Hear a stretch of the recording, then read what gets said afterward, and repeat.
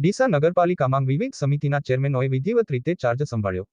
ડીસા નગરપાલિકામાં આજે ભારતીય જનતા પાર્ટી દ્વારા વિવિધ સભ્યોને સમિતિના ચેરમેન તરીકે નિમણૂક આપવામાં આવી હતી. જેના બાદ આજે વિવિધ ચેરમેન જેમાં દબાણ શાખામાં ચેરમેન ચાર્મીબેન વસંતભાઈ શાહ, પાણી પુરવઠા સમિતિ ચેરમેન પિંકેશભાઈ દોશી તેમજ SJSRY સ્વર્ણિમ સમિતિ ચેરમેન છાયાબેન ભરતભાઈ નાઈ, સ્ટોર અને ટ્રાન્સપોર્ટ શાખાના ચેરમેન કિરણબેન રણજીતભાઈ ઠાકોર સહિત ગુમાસ્તા ધારા સમિતિ ચેરમેન